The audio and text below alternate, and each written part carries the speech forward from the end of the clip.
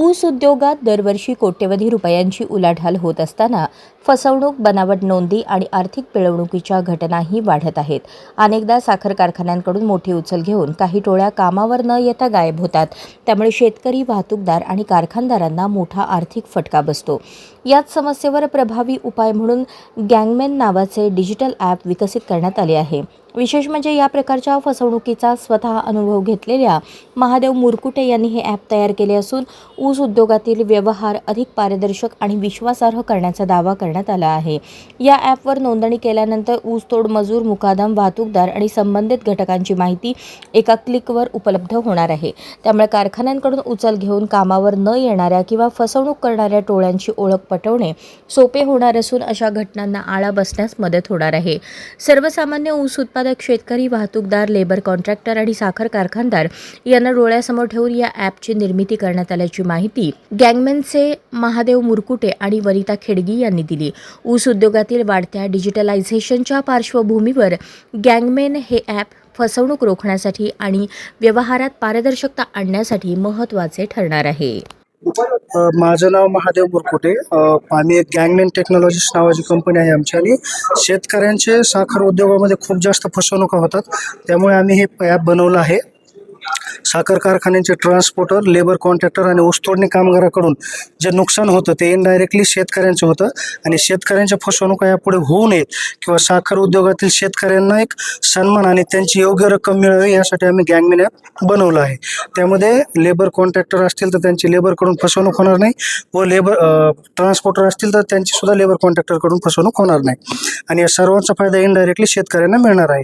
कारण जे ऊस तोडणीसाठी होणारा खर्च असतो हा शेतकऱ्यांच्या ऊसातून कपात केला जातोय. हो, किती कारखानदार आपल्या सध्या संपर्क? आता आमच्या सध्या संपर्कामध्ये 7 साखर कारखानदार आहेत आणि साखर कारखान्यांच्या जे युनियन असतात तर त्यांच्या 2-3 चेअरमन सोबत आमचं बोलणं झाले. तर साखर कारखान्यांचे सुद्धा आम्हाला प्रतिसाद खूप छान मिळतोय. किती जणांनी नोंदणी केली आतापर्यंत 40,000 ट्रान्सपोर्टर आणि लेबर कॉन्ट्रॅक्टर ॲपवरती आलेले आहेत आणि त्यांनी रजिस्टर्ड करून ते वापरत आहेत. संकल्पना सुचली? वैयक्तिक आमच्या फसवणुका झाल्या, आमच्या जिल्ह्यातील काही शेतकऱ्यांच्या फसवणुका झाल्या आणि पश्चिम महाराष्ट्रामध्ये तर प्रत्येक वर्षी शेतकरी आत्महत्या करतोय, ट्रान्सपोर्टर आत्महत्या करतोय. तर आम्हाला असं वाटलं की जे आपल्यासोबत झाले ते इतरांसोबत होऊ नये आणि गुन्हेगारी कमी व्हावं यासाठी आम्ही हे ॲप बनवले. नमस्कार, मी वनिता खेडगी दोडमने. मी हे ॲपसाठी इन्व्हेस्टमेंट केली आहे. हे इन्व्हेस्टमेंट करण्याचा हेतू एवढा आहे की जेवढं ह्याच्यावर रिसर्च केलं गेलं त्यातून हे दिसून आलं की सगळी पिळवणूक जास्तीत जास्त या क्षेत्रात पिळवणूक फक्त शेतकरीची होती आहे आणि ते थांबण्याकरता जे काही मदत करता येईल ती मदत करायची अशी मनात एक इच्छा झाली. महादेवनी जेव्हा प्रेझेंटेशन दाखवलं ते प्रेझेंटेशन बघता की शेवट जसं मी मगाशी बोलले की गळीत हंगाम झाल्यावरती सगळा प्रोसेस झाल्यावरती शेवटला जर तुम्ही बघितलं कॅल्क्युलेशन तर त्या क्षेत्रातलं कुठल्याच व्यक्तीकडं शिल्लक काहीच उरत नाही. ना कारखानदार खुश आहे, ना ऊसतोड कामगार खुश आहे, ना कॉन्ट्रॅक्टर, ना ट्रान्सपोर्टर.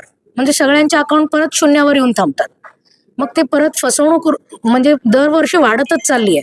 ते कमी कसं करायचं यावरती महादेवकडं सोल्युशन होतं आणि महादेव हा स्वतः विक्टम असल्यामुळं मला असं वाटलं की त्याला जास्त ह्या गोष्टीची जाणीव आहे. त्यामुळं तो चांगल्या पद्धतीने शेतकऱ्यांचं मदत करू शकेल. एवढं माझा हेतू आहे की आपला शेतकरी जगला पाहिजे. आपल्या शेतकऱ्याला जे त्रास व्हायला लागलाय, सरकारने खूप योजना दिल्यात शेतकरीला, तरी शेतकरीला म्हणजे अडचणी येतात आहे. आणि जास्त जसं महादेवनी सांगितलं साखर क्षेत्र म्हणजे साखर हे उद्योग भरपूर आहे पण त्या क्षेत्रात त्यांना काही प्रोसेसच नाही आहे सिस्टमॅटिक. आज किती कारखाने आहेत आपल्या महाराष्ट्र राज्यात आणि सर्वात जास्त मला वाटतं सोलापूर जिल्ह्यात कारखाने आहेत. त्यामुळं आपण या जिल्ह्यातले आहोत, आपण एक सुजाण नागरिक म्हणून आहोत आणि आपल्यापर्यंत जर कोणी ह्यावरती सोल्युशन आणलंय मग त्या माणसाचं मदत करणं हे आपलं धर्म आहे. त्यामुळं मी त्यांची मदत केली. साखर कारखानदारांनी मग शेतकऱ्यांना काय आव्हान करेल? आव्हान असं करेल की तुम्ही आमच्या प्रोसेस बरोबर या आणि आम्ही 100% तुमचं मदत करण्याचा प्रयत्न करू आणि आम्ही काढण्याचाही प्रयत्न करू. कारण आमच्याकडे 7-8 वर्षाचा डेटा आहे. आम्ही त्या डेटावरून तुम्हाला प्रत्येक ह्याच्यानी मदत करण्याचा प्रयत्न करू.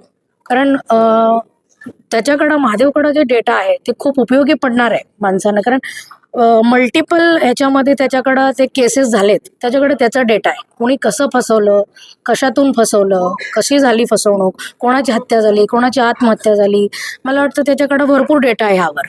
मग त्यावरून त्याच्याकडं सोल्युशन तगडं आहे. मग त्याच्यावरनं त्यांना मदत मिळेल ही अशी मला 100% खात्री आहे. या ऍपची किंवा ही आपली जी संकल्पना आहे हा. त्याची महाराष्ट्र शासनाला काय फायदा होईल?